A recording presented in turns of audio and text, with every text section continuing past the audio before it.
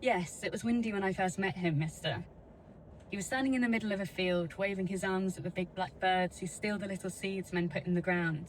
My word, he could swing his arms about. So I climbed over the wall and went up, keeping low because you're not supposed to go into men's fields, are you? When I reached him, I saw how thin he was. You could almost see the wind blowing through him. You could, really.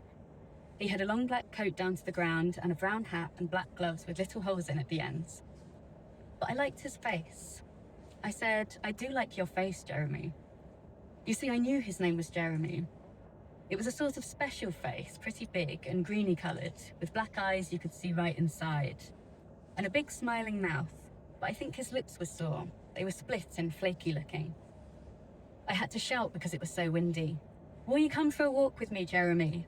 I shouted it right up close to him, and then you'll never guess what happened. 3 little yellow mice came out of Jeremy's mouth and ran down his coat to the ground. I like those sort of mice.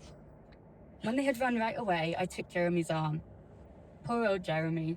He could hardly move because his foot it was really because he only had one. It was buried deep in the earth. So I got it out for him, and then he was taller than I am. I had to look right up at him, like you look up at your daddy when you're a little boy. As the wind blew, Jeremy waved his arms about and shook his head. I don't think he wanted the wind to blow that way. Then I heard him talk for the first time. He's got a sort of deep, dry, rattly voice, and you have to listen very hard to tell what he's saying. Jeremy said, "Let's go. Now. Go."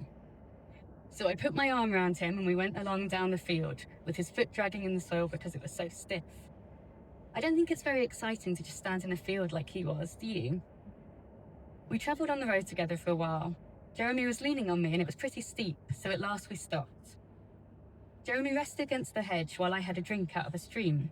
The water was cold because it was so windy. A man came along on a horse cart full of cabbages, and presently he stopped and looked at us. "What have you got there?" said the man. "Jolly old pals, eh?"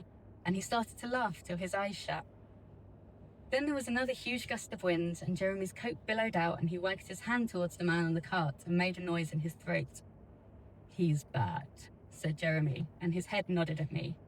I knew the man had upset him. So I left Jeremy against the hedge and ran at the man. He stopped laughing then and swished at me with his whip. That's the mark just where my hair begins, see?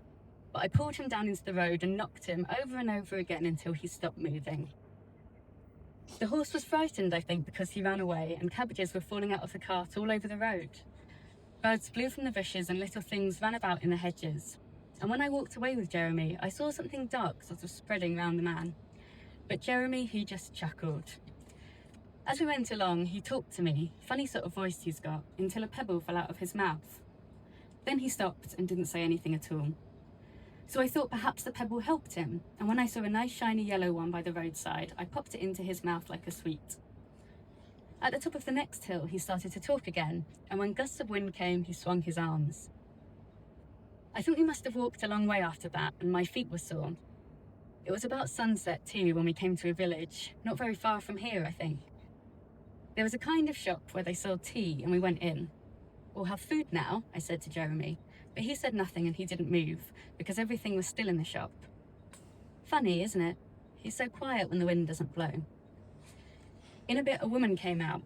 When she saw Jeremy, she said, "Take that thing out of here," but he didn't do anything. She looked at me again and then back at Jeremy and gave a little scream. "Oh," she said, her voice came out squeaky, "it's you, the poor carter. You. She ran out into the room behind the shop and there was a noise of bells ringing. I said, "We'll get some tea all right, Jeremy," and patted him on the back. Little pieces of straw fell out of his hand. I was hungry and cold and I said loudly, "We want some tea," but nobody answered. After a minute, yes, it was only a minute, I heard more feet coming outside and the door opened. I don't like policemen, do you? Well, it was one of them, and he looked at me and Jeremy and licked his lips quickly and said, "You better come with me, I think." You can't guess what happened then. Jeremy fell on the policeman. They tumbled to the ground and I saw Jeremy's hat and the policeman's helmet roll under a table. The policeman grabbed at Jeremy's greeny yellow head, but I knocked him and pulled Jeremy away. I think I knocked that policeman pretty hard too. I got my arm round Jeremy and we ran out of the shop as fast as anything. I could hear the old policeman groaning behind and the woman shouting. "So now I'm here, mister. I like your house. It's nice to sit by a warm fire and see good things about you. I'd like to stay here always. Why don't you look at that window over there? That's right. Oh, you don't need to jump like that. It's only Jeremy. He's standing just where I left him. Don't you think he's got a pretty nice face? He must be cold out there and he hasn't got any hat either, poor old Jeremy. Now I'm going to give you a surprise. Jeremy and me are going to live here, in this house, always. No, don't jump about and try to pick that up. I know what it is, a telephone. And you mustn't run away. I'll just have to knock you, hard. And then me and Jeremy will be here in this house, always.